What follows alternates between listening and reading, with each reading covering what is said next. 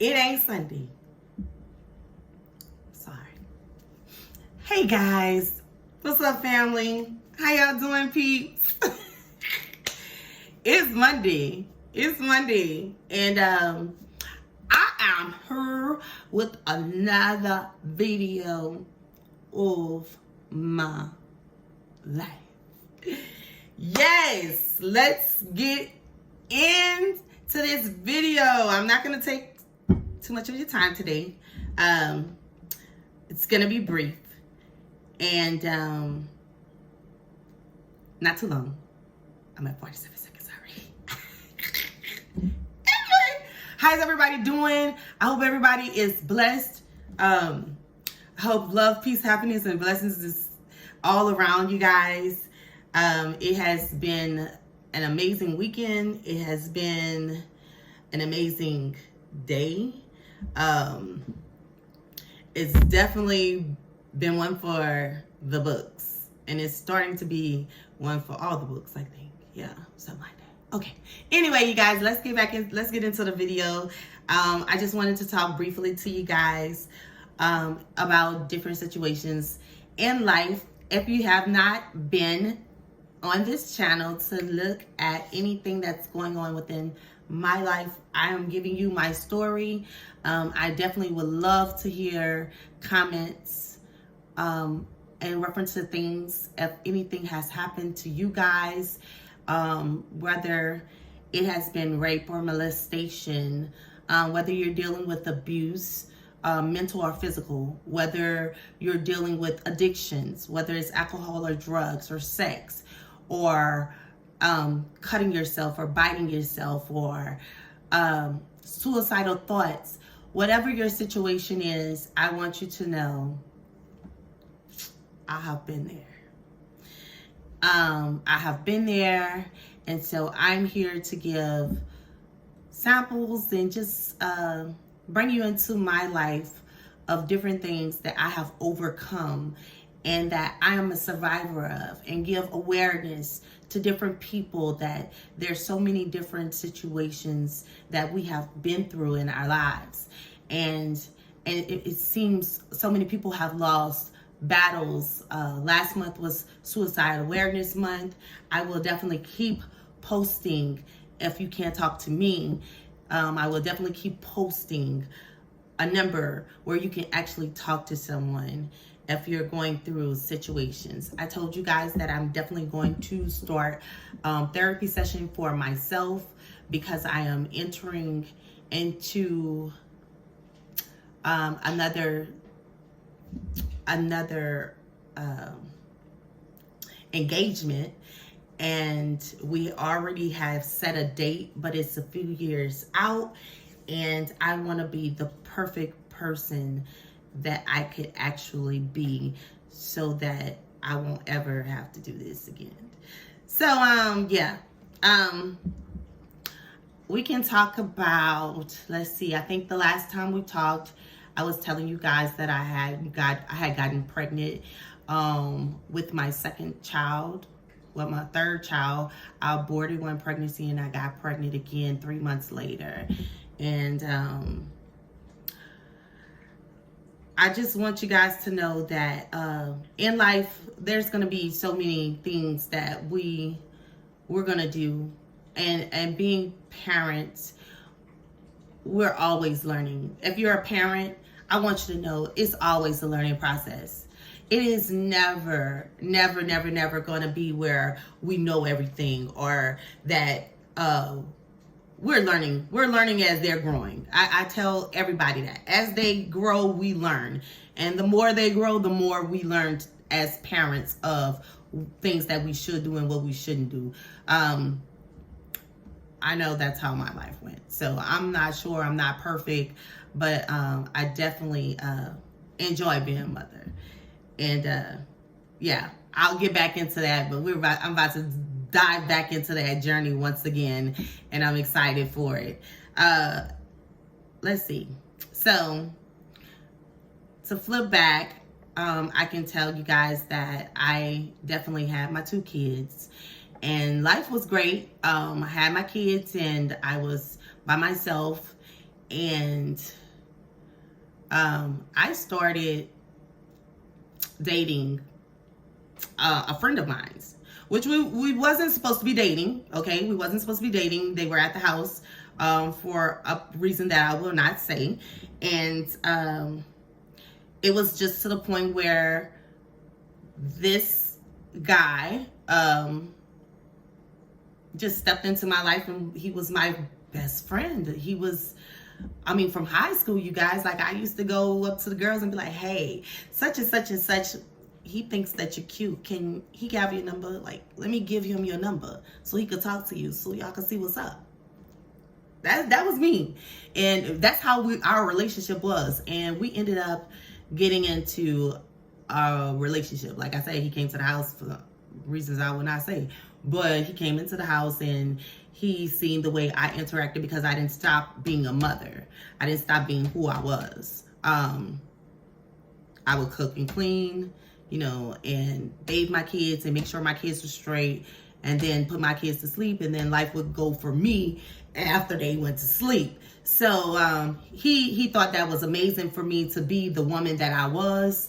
And he was like, I don't want to leave here. And I was like, really? And he was like, nah, I don't want to leave here. And we ended up starting a relationship. And that relationship was horrible in the first power. At first it was cool, because, you know, I stayed at home. I was always a homebody, never running the streets, you know, just doing the things that I had to do for my kids, staying at home. And don't get me wrong, you know, when my kids went to sleep, that was my time to do me. But as long as my kids was up, I was a mother. So, I ended up, I just started, you know, getting babysitter, and I wanted to be out in the streets, because he was out in the streets. And yeah, it went bad real quick. We went from having a good relationship, you know, being friends, to being in a relationship, to him not coming home, and my kids started calling him dad. My kids were really young. My kids started calling him dad, and he was like, are you making your kids do that? I'm like, make my kids do what? Nigga, they got daddies. Nah, I ain't making my kids do nothing, you know? So, our relationship ended up being like, he started going out, like I said, one day I asked for an ecstasy pill. And he was like, no. He always said no. Don't get me wrong. He always said no. And then one day he was like, here, take a half. And I took the half, and I was just like, oh, okay. That's what this is. That's nothing, or whatever. And I started going out to the clubs, and just to see what he was up to, really. And then I moved into a townhouse. I moved out my mom's house. I wanted my own place. I moved out my mom's house, and I moved into a townhouse, and it just became, the infidelity was ridiculous. The women was ridiculous, I guess, because he was a quote unquote, you know, big time or whatever. You know, he had a lot of women after him, and I'm supposed to be number one, but we got all these women, and then you're starting to stay out with all these women, and it became a problem. And then I became a problem for him, and it became abusive, and it became real abusive real quick. And so if he wanted to go out and he didn't want me to go out, or he was bringing his person with him, his other female with him to go out, it became abusive. And so I endured beatings.